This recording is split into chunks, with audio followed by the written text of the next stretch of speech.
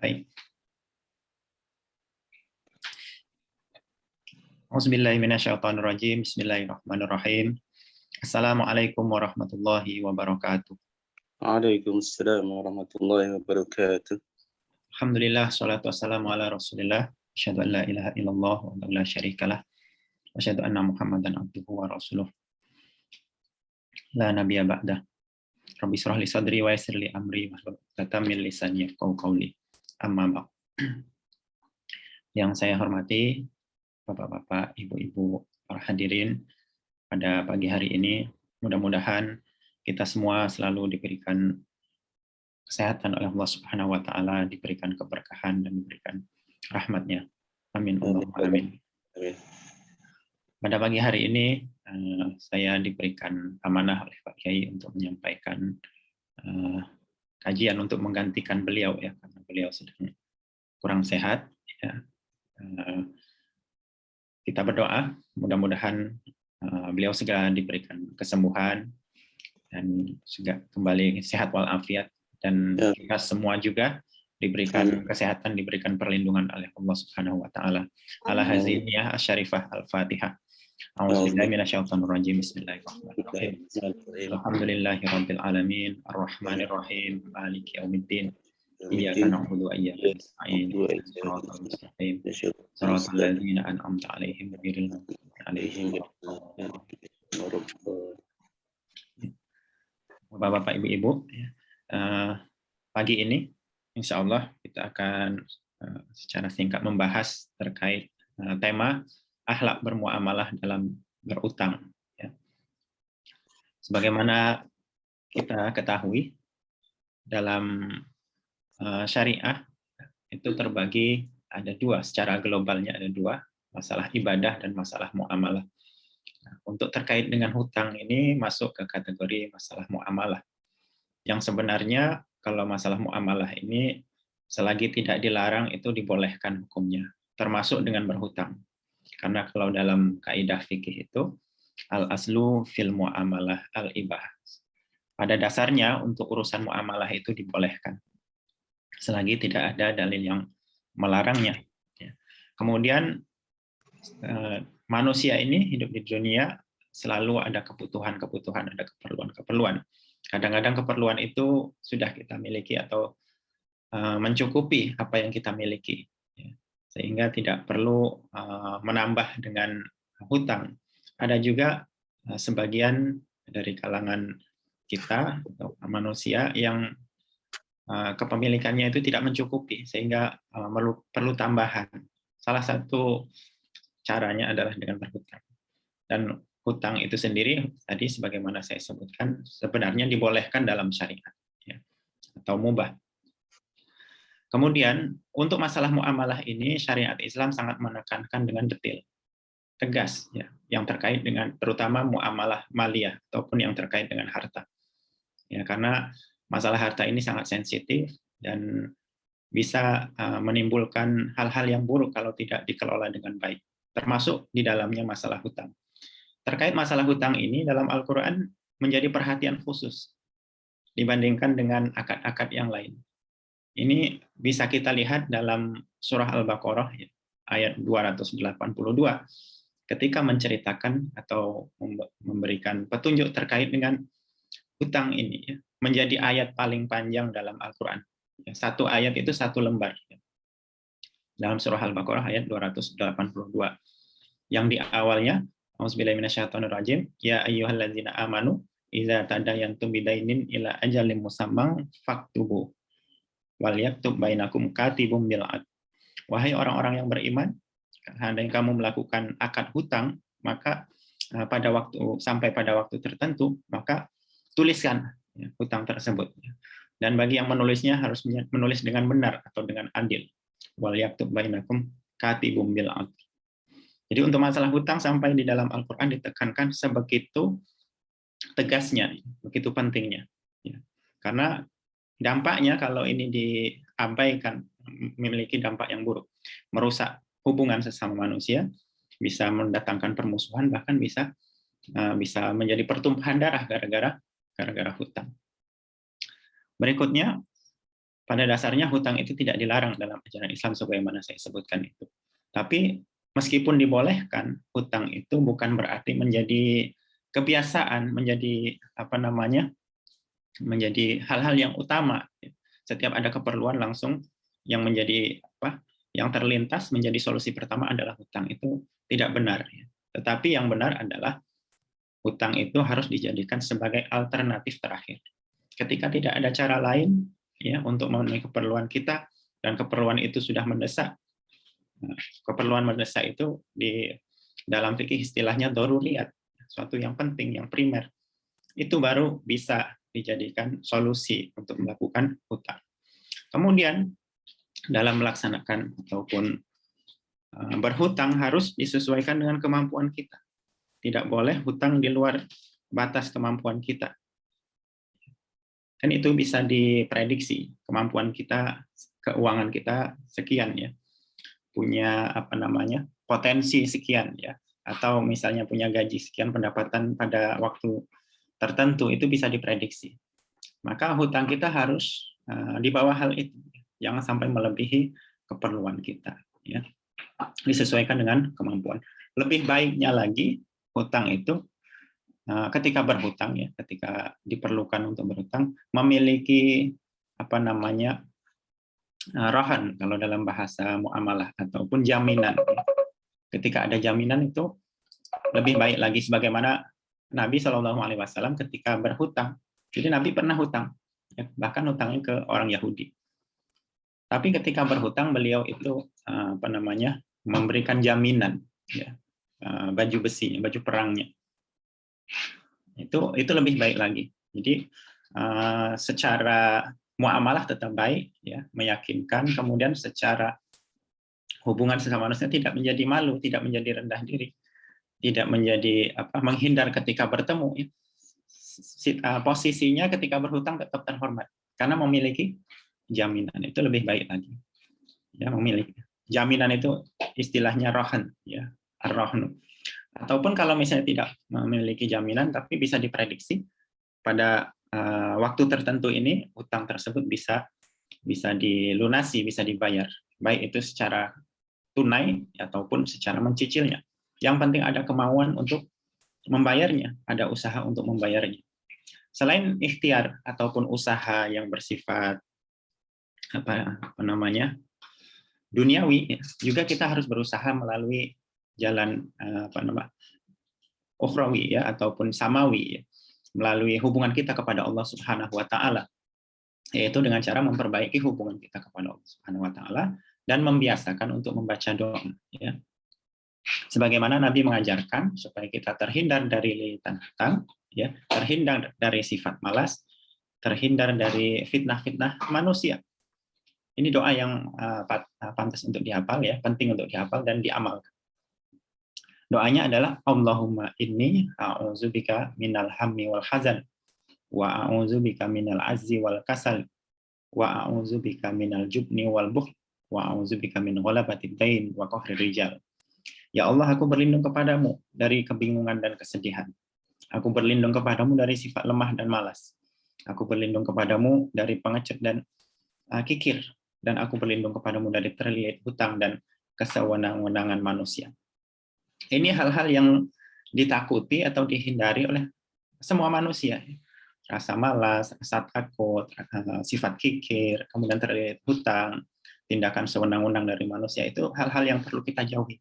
Maka selain usaha duniawi tadi, ya, kemudian kita harus iringi dengan usaha kita mendekatkan diri kepada Allah, minta perlindungan kepada Allah.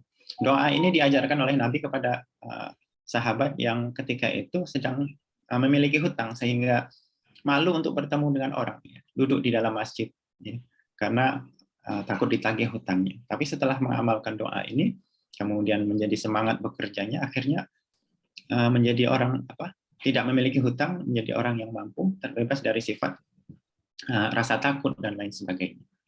Jadi ini doa yang sangat bagus untuk kita amalkan. Melalui doa ini juga kita renungkan bahwa sifat malas, sifat hal-hal yang buruk yang mengganggu diri kita ya, menjadi seorang muslim yang baik itu bisa kita hindari. Berikutnya ada beberapa adab dan akhlak yang perlu kita perhatikan ketika kita berhutang. Ya. Tadi kan di awal bahwa berhutang itu hanya alternatif terakhir. Misalnya kita berhutang karena ada tuntutan kita untuk hal tersebut. Yang pertama ketika berhutang jangan sampai tidak mencatat hutang tersebut. Jadi hutang itu harus ditulis sebagaimana perintah Allah dalam surah Al-Baqarah tadi ayat 82. Fal yaktub. Maka harus ditulis dan ditulisnya dengan benar, dengan jelas, dengan adil, ya, supaya tidak menimbulkan perselisihan. Dan menulisnya itu harus dua belah pihak menulis, menyaksikan. Lebih baik lagi akan ada saksinya. Karena kebiasaannya orang yang berhutang itu mudah lupa. Ya. Yang memberi utang nggak akan lupa, insya Allah. Ya. Tapi kalau yang berhutang suka lupa. Jadi supaya tidak menimbulkan perselisihan, ya ada jelas, ada buktinya, maka harus ditulis. Ini betapa bagusnya syariat Islam untuk menghindari spekulasi, untuk menghindari perselisihan, maka diajarkan untuk ditulis. Yang kedua, jangan pernah berniat untuk tidak melunasi hutang, menghindar dari membayar hutang. Ini satu sifat yang buruk. Sebagaimana Nabi menyebutkan, ya, siapa saja yang berutang sedang ia berniat tidak melunasi utangnya, maka ia akan bertemu dengan Allah sebagai pencuri. Ya. Laki Allahu sarifon. Ya. Nanti akan bertemu kepada Allah sebagai seorang yang mencuri. Kenapa disebut mencuri? Karena dia telah mengambil hak orang lain. Ya. Telah menzolimi orang lain. Ya. Yang hutang itu kan milik orang lain. Ya. Yang kita gunakan, yang seharusnya hak tersebut dikembalikan. Tapi sebaliknya, maka tidak beda dengan orang yang mencuri. Bagaimana bertemu dengan Allah dalam kondisi statusnya sebagai pencuri dan na'udzubillah min dzalik. Maka bagaimanapun situasinya harus berusaha berniat untuk membayar hutang tersebut. Insya Allah, kalau ada niat baik untuk membayar hutang, akan Allah berikan kemudahan-kemudahan. Allah berikan jalan keluar untuk membayarnya. Yang penting niatnya dulu, niat yang baik ketika berhutang dan niat baik untuk membayar. Kemudian yang ketiga, memiliki rasa takut jika tidak membayar hutang karena alasan dosa yang tidak diampuni dan tidak masuk surga. Nah, tadi di awal saya sebutkan bahwa syariat Islam itu sangat menegaskan untuk urusan muamalah terkait dengan harta, muamalah maliyah. Termasuk di dalamnya masalah hutang ini. Karena disebabkan hutang yang belum terselesaikan itu akan mengganggu proses ya seseorang untuk masuk surga, ya, menghalangi jalan masuk surga walaupun dia meninggal secara syahid. Yang firuli syahidi kullu dzanbin illa ad-dain. Sesungguhnya semua dosa orang yang mati syahid itu diampuni. Mati syahid kan harusnya langsung masuk surga. Tapi kalau terkait dengan hutang itu menjadi penghalang. Itu tidak bisa. Tidak bisa ditebus dengan mati syahid. Ya tetap harus diselesaikan, harus dibereskan dahulu. Oleh karena itu penting, kalau ada hutang, tadi dicatat, kemudian ada saksi menyaksikan, dan berusaha untuk dibayar. Kalaupun misalnya ada hutang, nanti warisnya bisa tahu bahwa seseorang itu masih memiliki hutang. Ketika membagi harta waris, itu kan yang pertama yang harus ditunaikan sebelum dibagi harta tersebut, bayar hutang, wasiat, ya, kemudian baru warisan itu dibagikan kalau ada sisanya. Itu penting. Ya. Dalam perwarisan pun utang tetap diutamakan. Berikutnya, jangan sampai merasa tenang kalau mempunyai hutang. Ya, tadi ya, hutang itu bukan menjadi suatu lifestyle, menjadi kebiasaan, ya, menjadi jalan pintas untuk senang-senang, mikirnya hutang saja. Ada seorang mantan direktur bank ya, syariah cerita ke saya, ketika beliau jadi direktur itu banyak orang mengajukan pembiayaan atau utang. Tapi utangnya itu untuk hal-hal yang tidak prinsipil, bukan yang prinsipil. Utang pembiayaan bank syariah itu untuk beli Lamborghini, ya, mobil Lamborghini ataupun Alphard, ya, itu semuanya pembiayaan ditolak karena itu nggak penting. Ya. Itu karena kenapa? Karena tujuannya bukan hanya bank nyari untung katanya, tapi ini untuk menjadi pelajaran bagi masyarakat bahwa utang itu bukan untuk jadi kebiasaan, tapi ketika hal-hal yang perlu, yang mendesak baru dibolehkan. Ini karena beliau itu paham hukum syariat. Jadi tidak ingin membiasakan masyarakat untuk suka berhutang. Berikutnya, jangan pernah menunda membayar hutang. Ya tadi ya. Disebutkan matlul seorang yang menunda-nunda bayar hutang itu disebut zalim, sebuah kezaliman. Ya. Matlul ghaniyyi zulmun. Orang-orang yang mampu tapi memiliki hutang kemudian tidak segera membayarnya, itu adalah orang yang zalim. Ini berkaitan dengan yang poin nomor 6 ya. Jangan pernah menunggu untuk ditagih dulu baru dibayar hutangnya. Ini juga akhlak yang buruk. Sebenarnya mampu tapi nunggu ditagih dulu. Biasanya kalau orang yang baik memberi hutang itu kan mau menagih itu suatu yang apa namanya nggak elok ya, nggak pantas ya, segan ya, nggak enak. Apalagi orang yang kenal ya, itu nggak mungkin akan menagih. Jadi bagi orang yang berhutang seharusnya yang lebih memahami supaya menunaikan hak orang tersebut. Ya, jangan sampai nunggu ditagih dulu. Karena kalau ditagih itu kan nanti kesannya jadi nggak enak. Ya. Di sini disebutkan ya, berikan saja unta terbaik tersebut kepadanya. Ingatlah sebaik-baik orang adalah yang baik dalam melunasi hutangnya. Artinya apa? Di sini dibolehkan kalau misalnya kita berhutang merasa sudah dibantu, ya kemudian kita mengembalikan lebih baik, lebih dari jumlah yang kita hutang itu boleh. Asalkan ya catatannya nggak boleh dibuat kesepakatan di awal. Ya. Itu nanti menjadi jatuhnya hukumnya riba. Ya. Tapi kalau dari pihak orang yang membayar ingin melebihkan itu pahala. Ya. Sebagaimana nanti ajarkan ini, sebaik-baiknya adalah ahsanuhum qada'an. Orang yang mengembalikan yang lebih baik. Ya. Kan kita sudah dibantu. Misalnya kita berhutang, kemudian kita sebagai rasa terima kasih kita dilebihkan. Itu boleh. Ya, bahkan mendapat pahala. Tapi nggak boleh kesepakatan di awal untuk dilebihkan, nah itu menjadi riba. Sebagaimana yang dipraktekkan dalam bunga-bunga ya, dalam pinjaman-pinjaman itu riba. Itu harus kita hindari juga. Dalam berhutang pun jangan sampai kita jatuh ke dalam akad-akad yang terdapat di dalamnya riba, karena riba itu termasuk dosa yang sangat besar. Kemudian jangan pernah mempersulit atau banyak alasan dalam pembayaran hutang. Ya, ini semuanya penegasan-penegasan terkait untuk segera melunasi. Ya, ketika sudah mampu ya segera dilunasi. Di sini Allah Azza wa Jalla akan memasukkan orang yang mudah ketika membeli, menjual dan melunasi utang ke dalam surga. Ya, poinnya apa di sini? Artinya memberikan kemudahan untuk urusan orang lain. Memudahkan urusan orang lain itu pahalanya besar.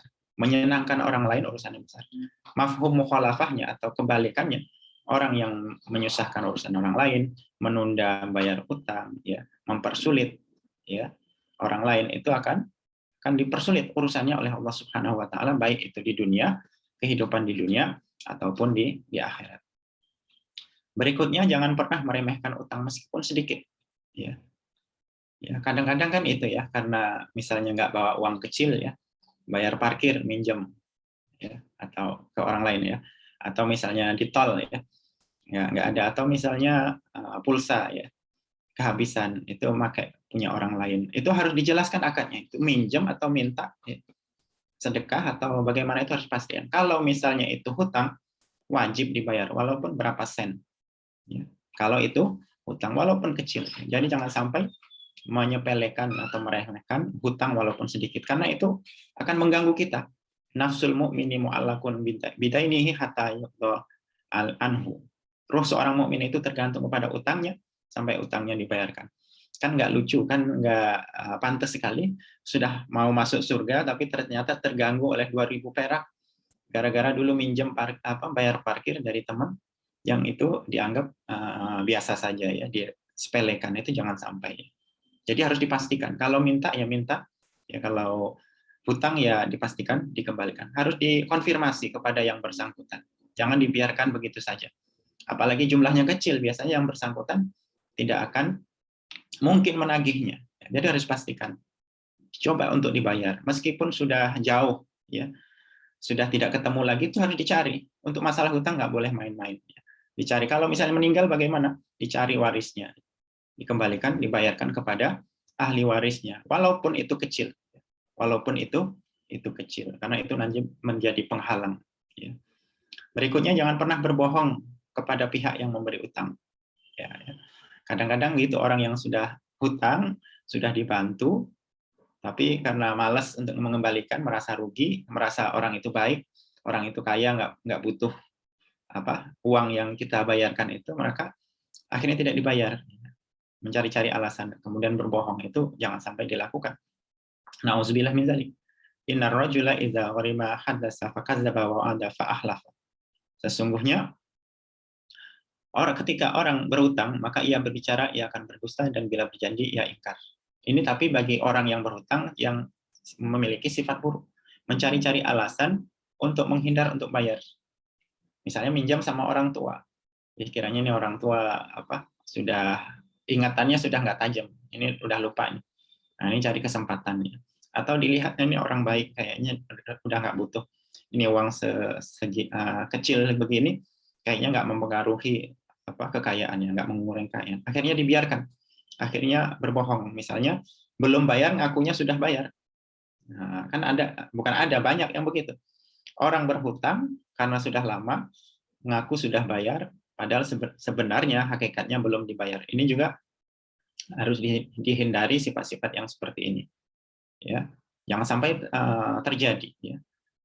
Dan kita ketika ingin memberikan hutang kepada orang lain, misalnya ya ada orang hutang, kita juga harus pastikan ya orang itu memiliki kejujuran. Kalau kita mengharapkan pengembaliannya, tapi kalau kita ikhlaskan itu tentu lebih baik, itu pahalanya dari Allah langsung.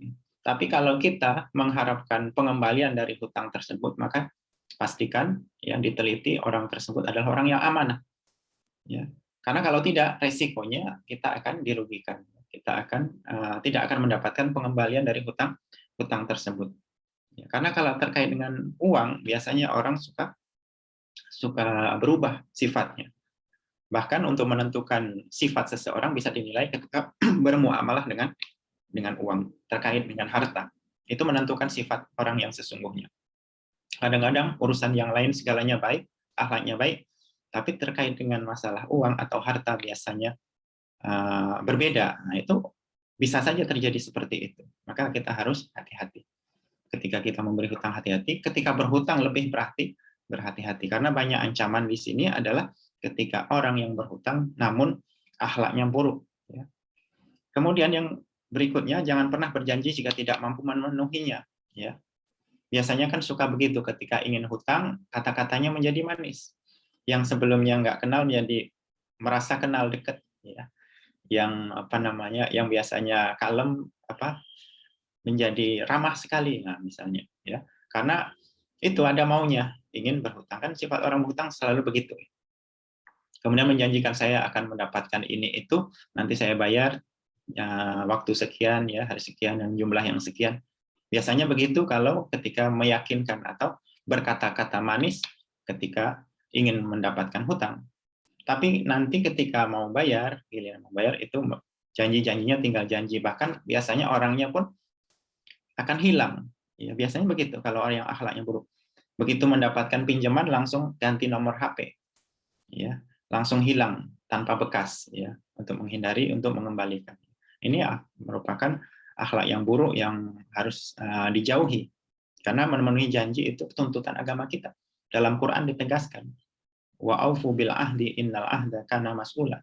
Dan penuhilah janji-janji kalian. Yang kalian buat itu sesungguhnya janji itu pasti diminta pertanggungjawabannya. Jadi kalau berhutang ya janji harus dibayar dan harus. Kalau misalnya berhalangan, sudah berjanji ingin membayar tanggal sekian misalnya akhir bulan karena dapat gaji.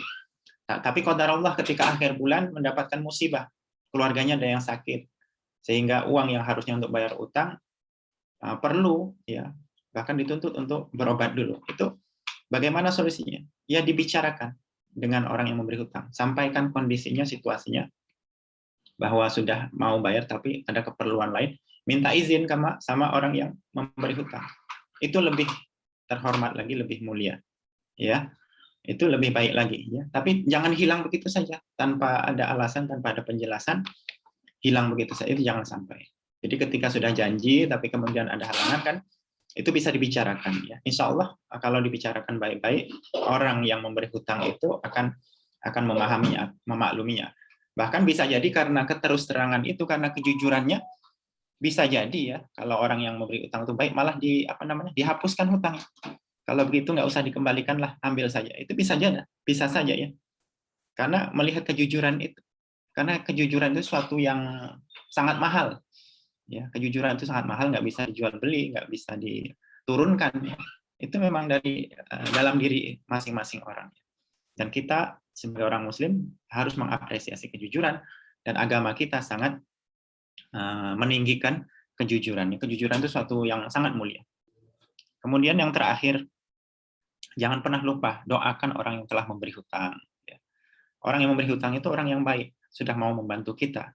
Harusnya kan nggak membantu pun nggak apa-apa, ya. Karena bukan urusan dia, ya. Tapi dengan kebaikannya itu dia memberikan bantuan kepada kita ketika kita susah, diberikan pinjaman, diberikan hutang, sehingga urusan kita yang sulit, sempit, akhirnya diberikan kemudahan oleh orang tersebut, yang melalui lantaran orang tersebut.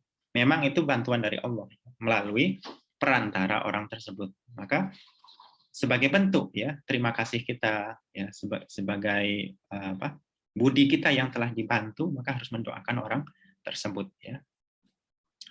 Waman ata ilaikum ma'rufan fakafi'uhu fa in lam tajidu fad'u lahu hatta ta'lamu an qad fa'tumuhu. Barang siapa yang telah berbuat kebaikan kepadamu, balaslah kebaikan itu. Jika engkau tidak menemukan apa yang engkau dapat membalas kebaikannya, maka berdoalah untuknya sampai engkau menganggap bahwa engkau benar-benar telah membalas kebaikannya, ya. Untuk kebaikan orang selalu kita balas, ya. Minimal dengan mendoakan jazakallahu khairan kalau untuk orang laki-laki, atau jazakillah khairan untuk perempuan, ya. Itu minimal, kita setiap mendapat bantuan dari orang lain kita doakan seperti itu. Wallahu a'lam. Itu saja untuk hari ini yang bisa saya sampaikan. Mudah-mudahan kita semua yang hadir pada malam ini dijaga oleh Allah Subhanahu wa taala, diberikan kecukupan oleh Allah Subhanahu wa taala sehingga tidak perlu berhutang. Dan kalaupun misalnya darurat perlu berhutang, kita diberikan kemudahan-kemudahan untuk melunasinya, ya. Dan kita diberikan kehidupan yang berkah, rezeki yang melimpah. Amin Allahumma amin. Terima kasih semuanya. Assalamualaikum warahmatullahi wabarakatuh. Waalaikumsalam warahmatullahi wabarakatuh. Jazakallah Pak Ustadz. Terima kasih. Sama.